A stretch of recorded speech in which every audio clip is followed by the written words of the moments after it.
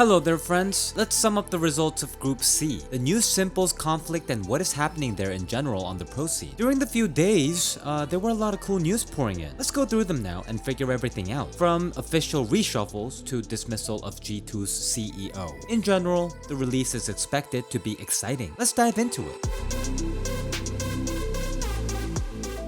So, let's start with the official reshuffles. In the last video, we discussed with you that Entropic planned to make substitutions soon. Overdrive posted various insiders info and everything turned out exactly as it was predicted. The other day, Entropic officially announced that Elian was leaving the team, and instead of him, they were taking Sensei from Akuma as a stand-in. By the way, Elian has shed a little light on this whole situation. There's no surprise here at all. Perhaps it should have been done earlier. What are the reasons for my fallout? Well, the same lack of confidence. For the last half of a year or even a year, it seemed like it was not me playing the game. I didn't recognize myself, my thoughts were messing with me, and because of this, I made weak decisions in the game, and therefore everything was only getting more difficult. I think everyone will benefit from my departure. Maybe the boys will get their second win and start playing even better with fresh blood coming in. I send them all the love and hope everything will be fine. I will also return to the previous level, and not only will I return, but I will grow bigger and stronger. Elian also said in an interview that it turns out that at one time he could have gotten his chance to get on the tier 1 scene. It's true that I got invited into G2,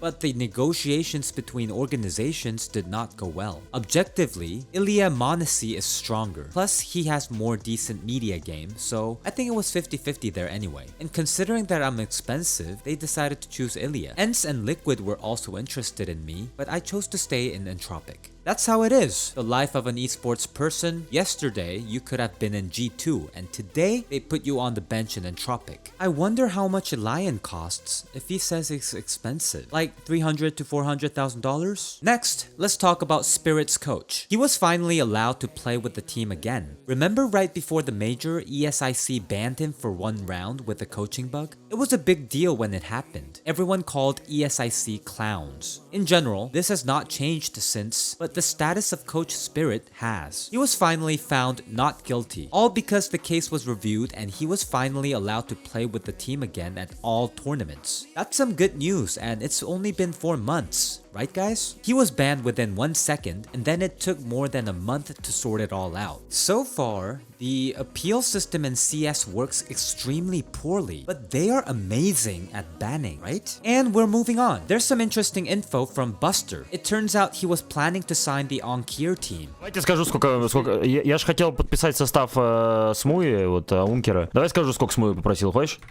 Смотри. Я думаю, попросил больше. Я тебе скидываю. В Steam кидаю тут. Ты тут? Да, я ищу.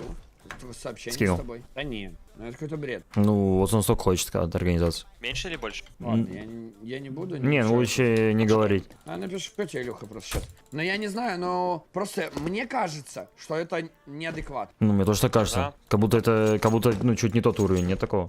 Я просто, ну, типа, знаю, как бы, очень много зарплат, и я как бы сказал бы, что это немножко многовато. Так я тоже знаю много зарплат, именно поэтому я сказал, да не, Женек, я говорю, давай я другой состав подпишусь.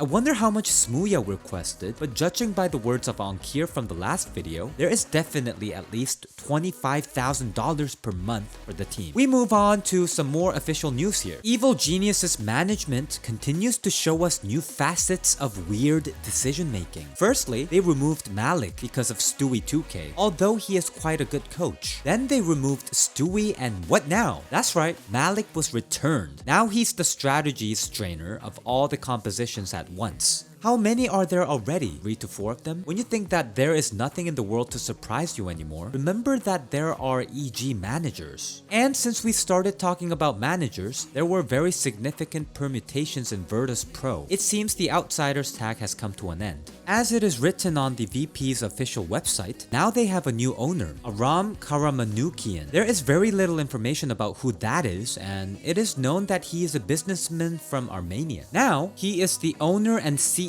of VP. It is written that he has experience in construction, but not in esports. In fact, it looks more like a typical way of a circumvention of sanctions. So most likely in the near future, the Virtus Pro tag will return to all broadcasts again. And in G2, everything is not so smooth. While some are changing their owners, Carlos found himself in a very strange situation. After the success of their League of Legends lineup, the CEO, as always, posted a video from the party where they all celebrated. And Andrew Tate got into the frame at some point. It turns out that this is a very popular person, and not in a good way. He displays his strong opinions about women, their rights, violence, and so on. He has his own pickup and investment courses, and tells men how to be real men, in his opinion. In general, he is an extremely controversial guy, to put it mildly. Basically, everyone hates him, but there are also people who praise him. It got to the point that he was banned from almost all social networks, because according to the platforms, they do not support his views, and plus, it is difficult to cope with his amount of hate towards him. But it's not about him now. Carlos, the owner of G2, hung out with him at a party and posted it on Twitter. Naturally, everyone immediately attacked him. He received the backlash, so G2 decided to suspend him from work for 2 months. Carlos then proceeded to explain that no one has the right to tell him who to hang out with. But then a little later, he apologized and said that he would learn from his mistakes from now on. Well, that's a strange piece of news right there. And moving on, let's move on to the most interesting news. The final of the Kingwin Legends charity tournament was held yesterday. Edward's team made it to the finals. Generally, nothing that big happened. No one would have noticed it much. But then, s1MPLE and Samdayoung showed up on the server. Before the match, Sasha tweeted that he would be up for anything. You just have to call him. The organizers responded and said that they would be glad if he would take part in one-on-one aim after the final.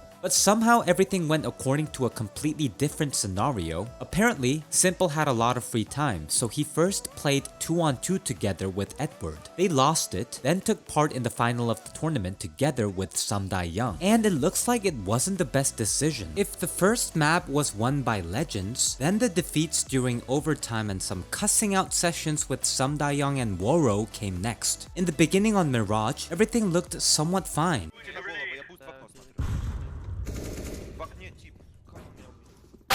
И ладер. Да не, Воро, ты неправильно играешь, блядь. Что нахуй делаешь? Да, мутится мидл, мутится, подвал выходит на мидл, блядь. Какой флеш? Дал. А в джангле тип. Да не, ну нахуй, блядь, я тебе даю эту флешку, нахуй это делать, блядь, Вова. Да, но я говорю тебе, мутится тип. Блядь, что нахуй, блядь, вообще Мираж не умеет типа играть.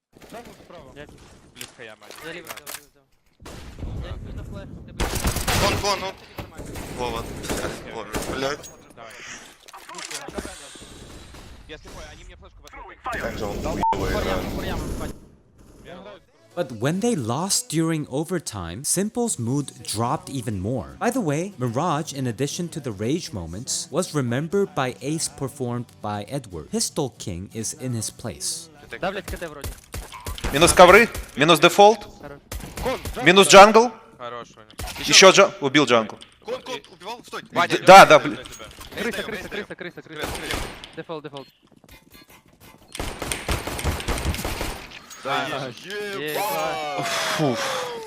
However, this did not help them win. The Mekelele team turned out to be stronger in overtime. Well, and when Edward's team began to lose on Nuke, s1MPLE was already seriously angry. Живи, Воро, живи. Раллин остался. Длинном смог. Он... Спуск.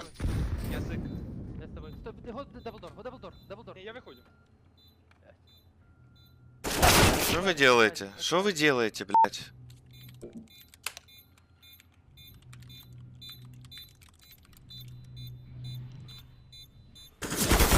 Бля, пацаны, вы как два нубаса играли, честно.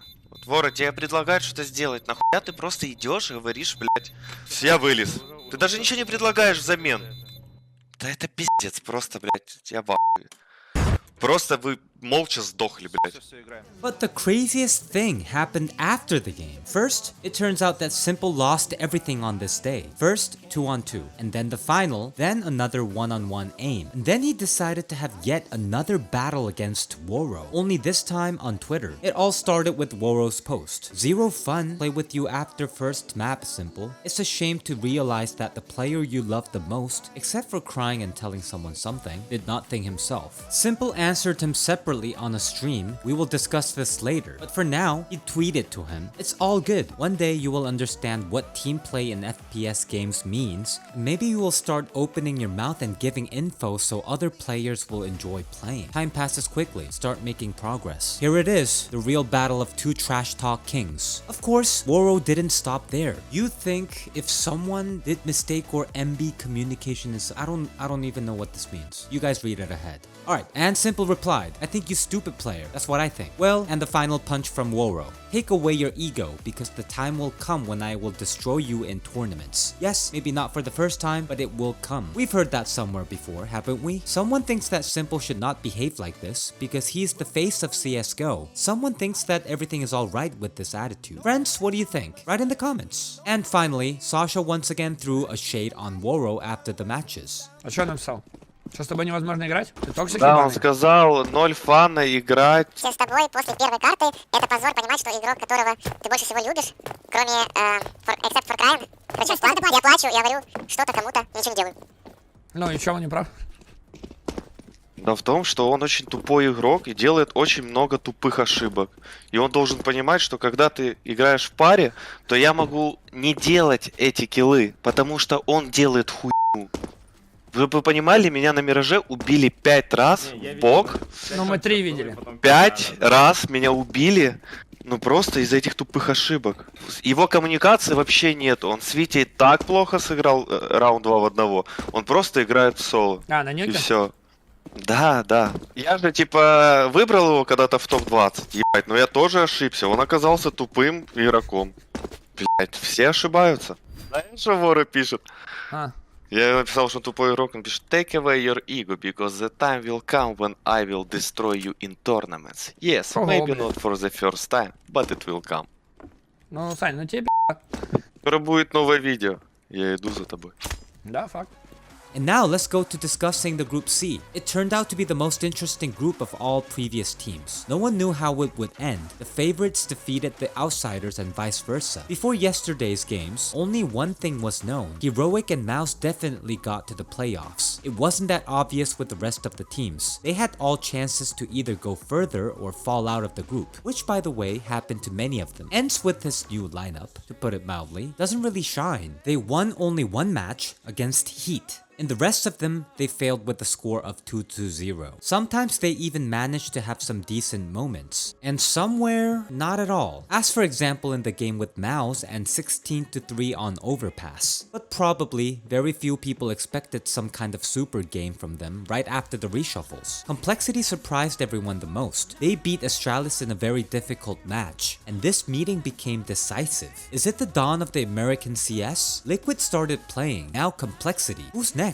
E.g., Complexity lost only to the favorites. These are Heroic and Mouse, and it's hard to call these matches passing. Well, as for Mouse and Heroic, Mouse only lost to Astralis, and the Danes got defeated only by Mouse. In other matches, everything was quite predictable. But the main match happened yesterday between Heroic and Astralis, Glaive versus Cadian, the Danish derby. In fact, Heroic didn't care about it that much. They were definitely in the playoffs. But this is a principal battle, so here we had both overtime and comebacks. Nevertheless, Cadian's team was ahead. It was still not enough for them to get out of first place, but they did not let Glaive into the playoffs. That's it, Astralis are out of the tournament. Many immediately attacked Farlig and Zipnix, and something tells me that after such failures, they will definitely have replacements. Device is on the way somewhere. By the way, apparently because of these rumors, Farlig began to play 2 times better, but his game is still too weak for the top level. Astralis unexpectedly lost to Heat and Complexity, which cut them off from the playoffs. And of course, they got defeated by Heroic. If they have defeated Cadian, they would have gotten to the next stage. But alas, Astralis fans have come to the dark times era. As a result, Mouse came out of the group from the first place, then Heroic and unexpectedly Complexity. This one turned out to be a real savage group.